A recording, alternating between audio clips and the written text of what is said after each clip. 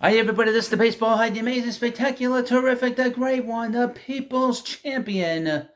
Your host, the Hut, and welcome back to the Baseball Hut. I hope you like this video. Hit that subscribe button. And before we get into this video, I have another channel called the Prospect Hut, where I talk about Mets prospects in the minor leagues, minor moves that the Mets make. They've been very busy on the minor league side, to be honest with you. They got rid of a lot of minor league players. They've gotten rid of a lot of front office people, and I've been talking about that there. So go in there. The channel's getting very close to being monetized. As I record this video, I need only 71 subscribers to hit that mark, and you've been so great to me. Go in there and do a little more for me. It's probably going to be the final channel. It'll probably be the final channel that I will have on this platform on baseball, and to be honest with you. And we'll be settled in to the duration. But go in there and hit that subscribe button. So, all right. So, as you can tell by the title of this video is called Mets Rant David Stearns. Now, if you expected me to sort of destroy a guy that just got a job 4 months ago, this is not the video you're going to want to hear. The rant is not so much against him. It's against all the people that have been complaining about him and the moves the Mets have made and the moves they haven't made over the first 4 months that he has been the general manager, president of baseball operations, whatever you want to call it. Now, let's take a step back. It seemed that the Mets have been waiting for him to be available really for the last 3 years. They've been kind of looking for different people. There was a point that they were talking to Billy being the A's. I understood from a source of mine that he wasn't leaving Oakland. He wasn't going to come here. He didn't want to leave California with his little girls in school. So he was never coming here. Now, the Mets have been waiting 3 years. The Mets ownership, Steve Cohen, had been waiting 3 years to see when and if David Stearns was going to become available. They tried to bring in different general managers. As you know, Jared Porter did not work out because he was texting too many women. Texting too many women. I guess that didn't go over well in this day of insanity. I know he didn't commit any crime. He didn't go to jail, did he? No. And, of course, Zach Scott, he was drinking and driving, didn't get in trouble after he got arrested. And then they hired Billy Epler. The first year, Billy Epler, he was extremely aggressive. He brought in Max Scherzer, Starlin Marte, Eduardo Escobar, and of course Matt Marcana. And the first year was great. I mean, they, under Epler, they won 101 games, but they didn't go to post. They didn't go further than the wild card round. Now, last year was a disaster, and part of the reason it was a disaster is because it just didn't work. Scherzer did not pitch well in October of the year before, and didn't pitch well at all this past year. And of course, Verlander was hurt the first month of the season. Injuries happen, but they were an older team. Everybody knew that they were the oldest team going into the season, and people complain they're an old team. This is the insanity you deal with online, and really with some people is that the Mets are damned if they do, and damned if they don't. Mets say, we go into the season, people complain the Mets are too old. Okay, they changed course, and now they want to go younger. And people say, well, now why are you going so young? Why are you going to be a young team? It's like you can't win. Now, Dave Stearns took over the Mets. He was talking to the Mets in August. He really couldn't take a job until October. The Mets got early permission to hire him. And he'd been running the organization since early October. Unfortunately, the Mets lost Billy Epler, and I believe that there were problems in the Mets front office, and this has been an issue that David Stearns is really going to have to crack down even further on. Somebody within the Mets organization, probably a Wilpon employee, ratted out Billy Epler and the manipulation of the injured list. But that's for another day. Now, a lot of people have been complaining about David Stearns not doing more. Obviously, he did not get Yoshinobu Yamamoto. And the biggest reason was it seemed like Yamamoto did not want to come here. He made it very plain during his press conference in Los Angeles that he didn't really want to come here. He really just wanted to be with the Dodgers, and the Mets offered him so much money that he was able to match it with the Dodgers, and he finally decided He didn't go back to the Mets for one more offer. He did not want to deal with things with New York, and he went back to the Dodgers, and they matched the contract, and he signed. Okay? The Mets were never in on Ohtani. The Mets were not going to make any moves. They've said for the last 2 years, folks, have not moved any prospects. That has been an organizational thing that's come from the top down from Steve Cohen, that he is not moving any of his young players at this moment. He wants to build a strong foundation, and you cannot have a good organization unless you have a strong foundation, and that strong foundation, as you know, is a strong farm system. The farm system has dramatically improved over the last 2 years. Billy Epler was given high grades for the last 2 drafts that he oversaw. 2022 was considered an excellent draft by the Mets, and this past draft was a strong draft overall, top to bottom, throughout all baseball, but the Mets were given very high grades. One of the draft picks that they got very lucky, was getting Colin Hook, who's a shortstop. And so the organization in terms of the farm system is much, much better. So they're not going to move any prospects to and people have been saying to me, well, you trade this guy, and you bring in Dylan Cease. You trade this guy, and he's not a game changer. You trade this guy, you bring in Corbin Burns. Well, he's a free agent. They're not going to do that. You look at the free agent market. Aside from Ohtani and Yamamoto, it is not a very strong class. And most of the big free agents have not signed yet. Cody Bellinger hasn't signed. Blake Snell hasn't signed. Jordan Montgomery hasn't signed. This is not a very strong free agent market this year. Next year is a different story. Next year's a lot of pitching. You got Zach Wheeler coming back on the market. You got Corbin Burns on the market. And a bunch of other high-name profile guys like Max Scherzer and Justin Verlander. We're not going down that road, but you understand what I'm saying. You're going to have some big names on the market. This maybe Pete Alonso. So this year was not great. This was not a high-profile market aside from 2 or 3 guys, and 2 of those guys went to the Dodgers. And people say, well, you should outbid them. Well, they did, but they didn't. Then they matched it with Yamamoto, but the guy went back to the Dodgers and they matched it. And he didn't want to come back here. He didn't want to talk to the Mets. So what are you going to do? You can't twist a guy's arm to come here. Say, we'll give you more money. He never came back. Now, just to give you an idea of what's been going on here, the Mets and David Stearns he got rid of a lot of the front office people. He's got new people running the farm system. He's got different new people in different departments that were not here. He got rid of a lot of well-paid hires. He released a lot of players within the farm system. Minor league players that were players that were drafted as far back as Sandy Alderson, Brody Van Wagenen. And he's done a lot of work. I mean, you go to the prospect hut, you'll see videos up there of different things happening within the Mets organization that have nothing to do with the big league team. And you cannot build a strong organization by keeping in all this dead weight. You have to be able to clear it out, and this takes time. He's only been on the job 4 months. I was reading something from somebody saying, well, you need to give him 2 years. He's got a 5-year contract. He needs at least 3 years and 4 years probably. And he needs time we need to have an idea of who he's going to draft next year. Now, this particular president of baseball operations has a track record. This is not, and it's a positive track record. Billy Epler, for all the good that he did the first year here, did not have a good track record with the Angels. The best thing that he did was he introduced the world to Shohei Ohtani. But aside from that, he did not do much. He wanted to hire Buck Showalter there. He did not get him. He had Joe Mann forced upon him by ownership. And he did not put together good pitching there.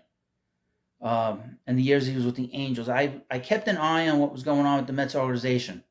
Obviously, in terms of their pitching. over the last 2 years when I started realizing that he did not do a good job with that area. And really, he did not do a good job with that area either here.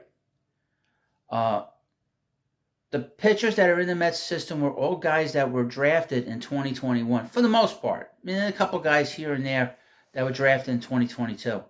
But a lot of the guys, Christian Scott, he's a 2021 guy. That's a Zach Scott guy. He's not a Billy Epler guy. So Epler's decision-making when it came to pitching was not very strong. We know the disaster the Trevor Gott trade, where he traded Munkenhern for Trevor Gott, and they took back a bad contract, and Chris Flexen, and he had one of the worst ERA. He had the worst ERA in Mets history, and then they released him. That trade made 0 sense. It made 0 sense then, and it makes even less sense now. It's terrible. That was a terrible trade, and I destroyed that, But one thing about Stearns, if you paid attention, Milwaukee's been a good organization. They've been able to develop a lot of pitching. Corbin Burns is a good pitcher. Woodruff is a good pitcher. Brandon Woodruff. They have a lot of pitching there. And they've had good bullpens there. Josh Hader's there. Williams is there.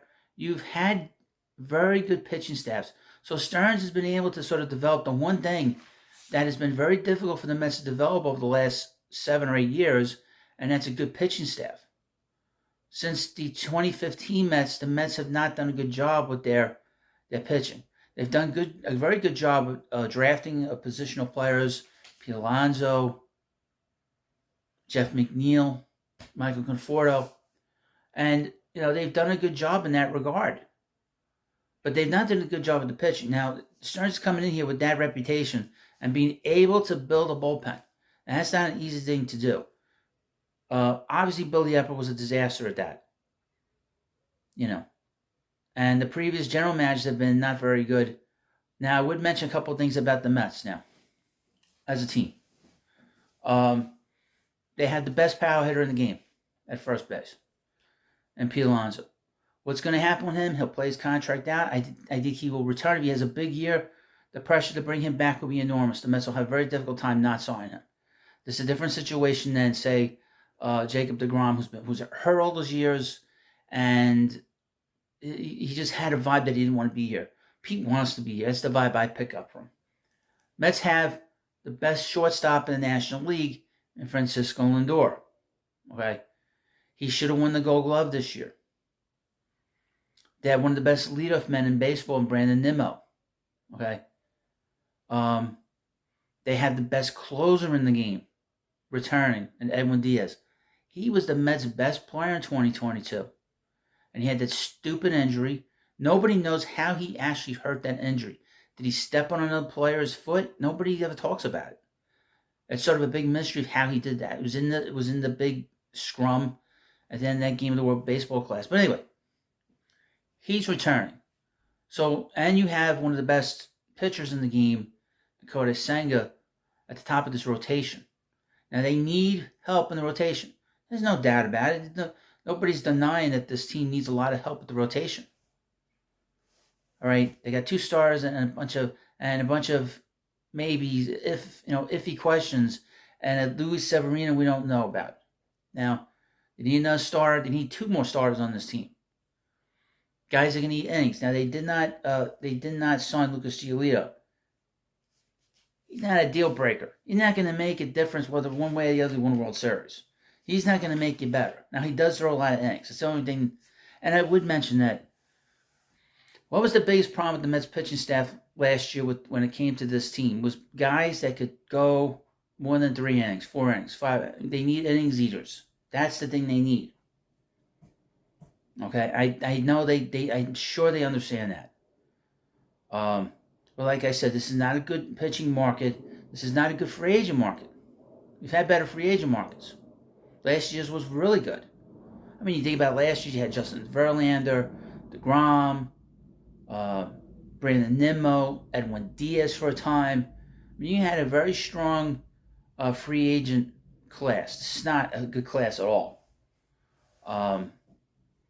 Now, one thing that we deal with, and I've mentioned this a few times, and I mentioned it on the Baseball Hut too.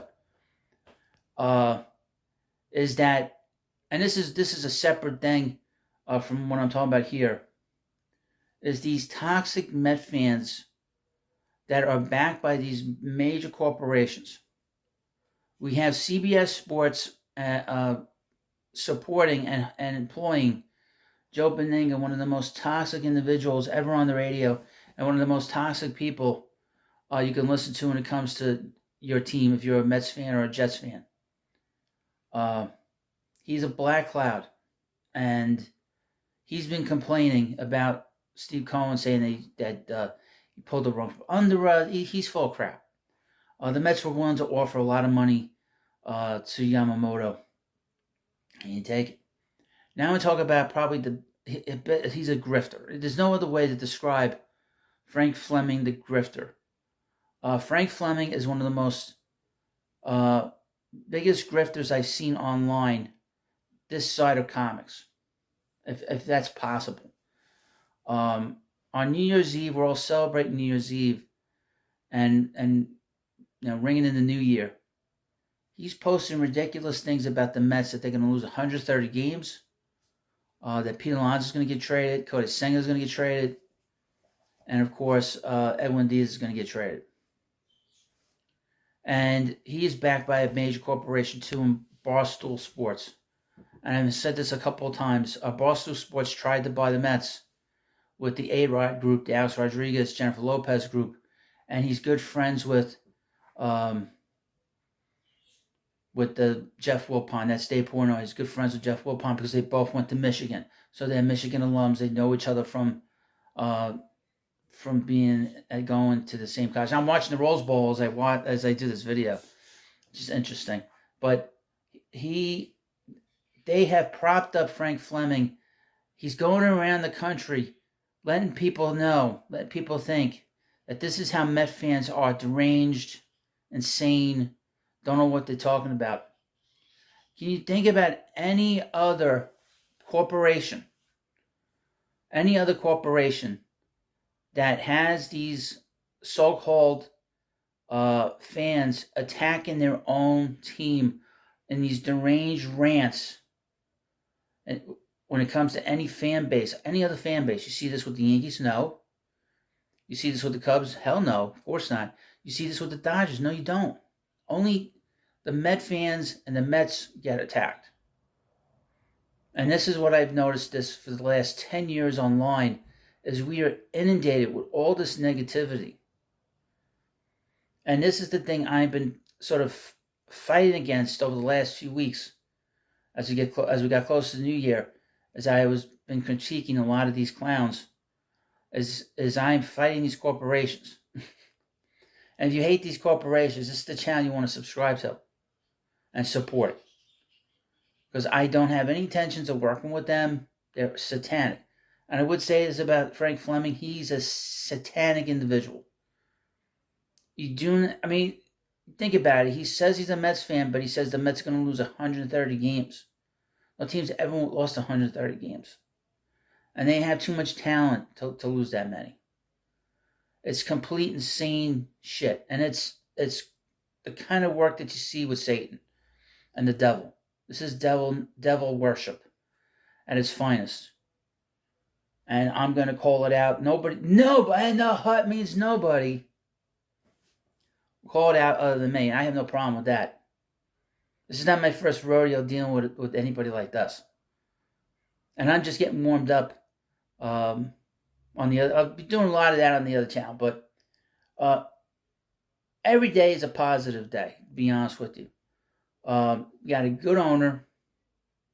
He is very much willing to spend the money. We have a very smart general manager who did a very good job in Milwaukee. They won a lot of division titles there. You got to win a division. You got to get the postseason before you get to the World Series. You got to build it up. You got to have a strong foundation. You got to be good in those ways. If you're not going to do anything. It can't be this 1 year good, 1 year bad. 1 year good. That's not a strong foundation. That's not going to work.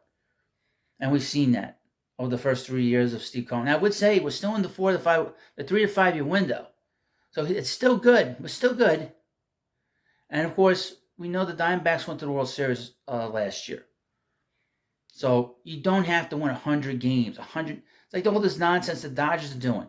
The Dodgers won over 100 games again this year, and the Diamondbacks went to the World Series. you know, it's when you get hot and who does what when they need it. Well, hope you like this video. This is very calm rants. I don't do screaming matches because the more you scream, the more people don't pay attention. You're not gonna see me ripping my clothes. You don't want me ripping my clothes off. Trust me. Like I've seen videos of Frank Fleming ripping his clothes off when the Mets lose a game in May and June. That's woo woo woo. But again, like I said, do you see this with any other fan base? No. You only see this where these corporations prop up Met fans that are deranged. I'm not deranged, believe it or not. I believe it or not. But anyway, again, go into the description of this video and subscribe to the Prospect Hut. I need 71 subscribers to get that channel monetized. And it's all because of you. And thank you for watching this video. Please subscribe to the Baseball Hut, and I'll see you later.